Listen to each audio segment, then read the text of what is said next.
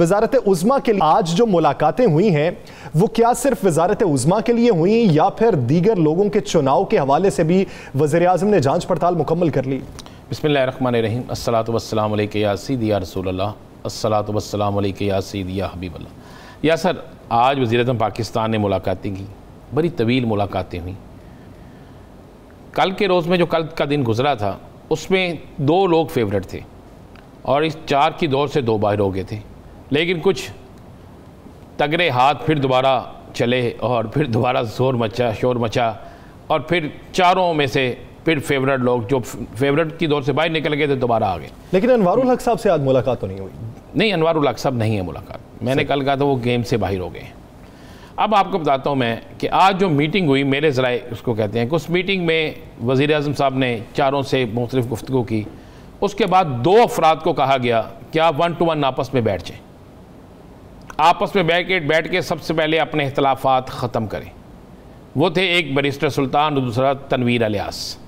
और कहा गया कि अपने इख्तलाफात को ख़त्म करें, ख़त्म करने के बाद आपस में बैठ कर मामलात को तय करें, फिर मुझे बताएं। ज़राए ने यह भी कहा है कि कुछ अहम अफराद इस गेम में पड़ चुके हैं और इस गेम में पड़ने के बाद 3 ऑफ़र्स, ये जो खबर ब्रेक करता हूँ आपको देता हूँ, 3 ऑफ़र्स हैं। बैरिस्टर सुल्तान चूँकि फेवरेट तरीन है, बैरिस्टर सुल्तान को कहा जा रहा है कि जनाब आप इस तरह करें कि आप सदर बन जाएँ, सही, अपनी नशिस्त पर अपने बेटे को इलेक्शन लड़ाएँ जिसको भरपूर हम सब सपोर्ट करेंगे। अपने बेटे को इलेक्शन जिताने के बाद उसे डिप्टी वज़ीर आज़म या कोई और तगड़ी वजारत जो आपको चाहिए वो मिल जाएगी। इसके अलावा आपके भाई को वजारत मिलेगी और चंद एक और जो आपके हमायती हैं उनको वजारत दे दी, यानी 4 एक वजारतें जो हैं वो आपको मिल जाएंगी। आप सदर आ जाएँ और नीचे वज़ीर आज़म जो है उसके लिए तनवीर इलियास को ले आए। आज ऑफ़र की कि अभी तक तो इस ऑफ़र को ठुकरा दिया है बैरिस्टर सुल्तान ने। आज बैरिस्टर सुल्तान ने अभी तक, हमारे ज़राए कह रहे हैं कि इस वक्त भी एक मीटिंग और जारी है और उस मीटिंग में ये कोशिश की जा रही है। फिर एक और बात कह दी गई है कि अगर आप दोनों नहीं मानते तो फिर कोई तीसरा ऐसा शख्स ले लिया जाएगा जो एक नया उस्मान बुज़दार होगा। ये मैं आपको बिल्कुल कन्फर्म कह रहा हूँ। अब इन दोनों को ये गर्दिश कर रही है कि नंबर गेम के हवाले से वो 4 लोग ये कहते हैं कि हमारे पास नंबर गेम कोई नहीं है, खान साहब जो फैसला कर दें हमें मिनवान कबूल। मैं आपको वो बता रहा हूँ, फैसला तो खान साहब का होना है, नंबर गेम तो इनमें से किसी के पास भी नहीं होगी ना, फैसला खान साहब का होना है। अब खान साहब का जो फैसला है उसको सबको मानना पड़ेगा भाई। आखिरकार इनकी जमात जीती है, 2 लोग या 3 लोग बगावत कर देते हैं तो उससे ये नहीं होगा कि अपोजिशन जो है वो इक़्तिदार में आ जाए, ये नहीं होगा। आज इनके लिए एक और भी खुशखबरी है ना, LA-16 बाग की भी नशिस्त जीत चुके हैं। देखें अब इनकी अक्सरियत होगी वहाँ पे। अब ख़वातीन की नशिस्तें हैं, ओवरसीज़ की नशिस्तें हैं, टेक्नोक्रेट की नशिस्त है, ये भी इनको मिल जानी है। इस हिसाब से देखा जाए तो जनाब ये बड़े तगड़े हो गए हैं। अब मैंने तो आपको वो बात बताई है कि कल तक तो थे हार्ट फेवरेट, फाइनल हो चुका था सरदार ये जो है इसका बैरिस्टर सुल्तान, लेकिन मेरी इत्तला के मुताबिक अब दोबारा मैच पर गया है। अब 2 मीटिंगें हो चुकी हैं, तीसरी मीटिंग जारी है और जो तीसरी मीटिंग जारी है उसमें मैं आपको ये बता रहा हूँ, ये कहा गया है कि अगर आप दोनों आपस में ठीक नहीं होते तो फिर जहन में रखिएगा कि हम किसी और को ले आएंगे, आप दोनों फिर फारिग होंगे। ये मैं आपको बिल्कुल ताज़ा तरीन सूरत हाल बता रहा हूँ। देखिए सुबह से मैं काफ़ी टीवी चैनल देख रहा था, बड़े तेज़ी से सुन रहा था, कोई कह रहा था फलां बन रहा है, कोई फलां, ये कोई नहीं बता रहा था कि इनके आपस में मीटिंग क्या हुई है, मीटिंग में तय क्या हुआ है, मीटिंग में ऑफर्स क्या दी गई हैं। मैंने आपको बता दिया बैरिस्टर साहब को ऑफर्स दी गई है कि तो आप सदर बन जाएँ, अपनी नशिस्त पे अपने बेटे को इलेक्शन लड़ाएं, आपका भाई इलेक्शन जीता हुआ उसको वजारत मिलेगी, बेटे को डिप्टी वज़ीर आज़म बनाया जा सकता है, कोई और तगड़ी वजारत दी जा सकती है और आपके ग्रुप को इसके अलावा भी वो वजारत दी जा सकती है और आप सदर बन जाए।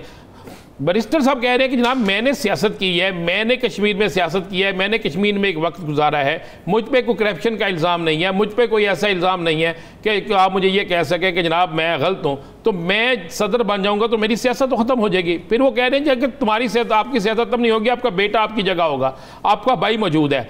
दूसरी तरफ कुछ बड़े तगड़े हाथ जो हैं सरदार तनवीर के साथ भी हैं, तनवीर इलियास के साथ भी हैं, वो दोबारा गेम में तनवीर इलियास साहब को ले आए हैं और उनके लिए वो जदोजहद कर रहे हैं कि किसी तरीके से वो बन जाएँ, वज़ीर आज़म बन जाए। लेकिन ये उसी सूरत में होगा कि अगर बैरिस्टर साहब जो हैं वो अपनी ज़िद छोड़ते हैं और बैरिस्टर साहब उस चीज़ पे आते हैं जो उनको ऑफ़र की गई है। अच्छा, एक और ऑफ़र भी है, बैरिस्टर साहब को ये भी कहा गया है अगर आपने सियासत में ही रहना है तो आपको स्पीकर भी बनाया जा सकता है, बतौर स्पीकर आप बन जाएं, स्पीकर बन के आप कुछ वजारतें अपनी मर्ज़ी से ले लें। लेकिन ये अभी तक चल रहा है, कल जुमे के बाद ये ऐलान मुतवक्के है कि ये ऐलान हो जाएगा। अगर इन दोनों में सुलह ना हुई, मेरी इत्तला है कि काफ़ी हद तक मामला तय हो चुके हैं, लेकिन अभी सरदार तनवीर इलियास साहब को कोई ऑफर नहीं हुई, या वो अभी इस मौके पे ऑफर कोई लेना नहीं चाहते, या खान साहब उन्हें कोई देना ही नहीं चाहते? सरदार तनवीर के लिए जो लोग लड़ रहे हैं ना, सरदार तनवीर इलियास के लिए, वो भी काफ़ी तगड़े लोग हैं, और वो सिर्फ पीएम की सीट के लिए, वो पीएम की सीट के लिए लड़ रहे हैं, वो तगड़े लोग हैं और वो पीएम की सीट के लिए लड़ रहे हैं। अब मामला ये है कि एक तरफ मेरे पास जो इत्तला है कि शाह महमूद कुरैशी, शेख रशीद और कुछ लोग जो हैं वो बैरिस्टर के साथ हैं, और एक तरफ ये भी इत्तला है कि बहुत से लोग जो हैं जो ज़िम्मेदार हैं बाकायदा तहरीक इंसाफ, जिनके पास ओहदे हैं, वो तनवीर इलियास के साथ हैं, वो उनको चाहते हैं।